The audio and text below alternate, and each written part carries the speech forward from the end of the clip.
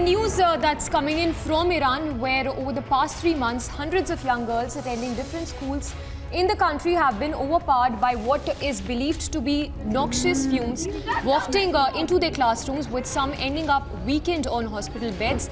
In fact, officials in Iran have initially dismissed these incidents, but now describe them as intentional attacks involving some 30 schools identified in local media reports as well. So absolutely unfortunate news, and terrible reports are just coming in of how these girls are being poisoned just so that they are barred from attending education. They are being stopped from attending schools, and they are being poisoned in a bid to stop them from going to schools.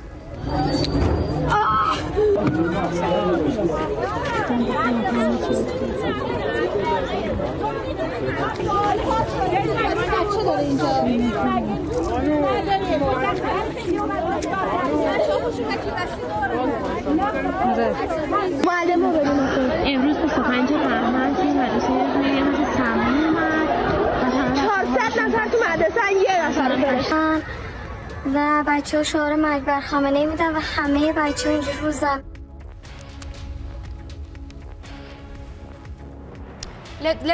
Let's take in a word from Zenat Shokatali also joining us. Ma'am, if I can get your insights to this, absolutely unfortunate the kind of scenes we are seeing in Iran. First we have those anti-hijab protests, and now these women who are being poisoned just so to stop them from going to schools.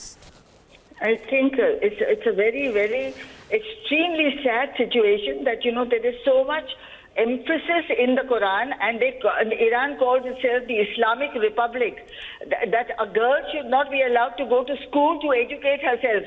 The first word of the Quran is Iqra, means read in the name of thy Lord.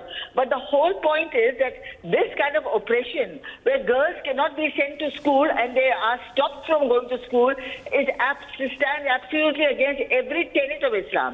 There are 805 verses in the Quran that deal with education and its derivations. So the point is that you see, women being kept away and women being, a soft target to oppression, and made an instrument of oppression and suppression, is absolutely condemnable. It cannot be tolerated. And I think, the whole world has to react. Even the Taliban are doing this, that, girls are not allowed to go to school. This is just not done. Why should girls be stopped going to school? For what reason?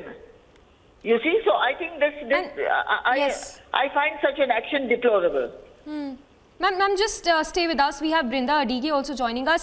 Ma'am, if I can get your reading to this situation, we understand this has been happening since November of last year, where girls are being poisoned in a bid to stop them from going to schools. Absolute atrocity. Genocide on girls in Iran is not only a human rights violation, I'm sure it is a violation even by their religion. How can a state do something like this? They have already, killed so many people for not wearing the hijab, not wearing the burqa. They treat their women so badly.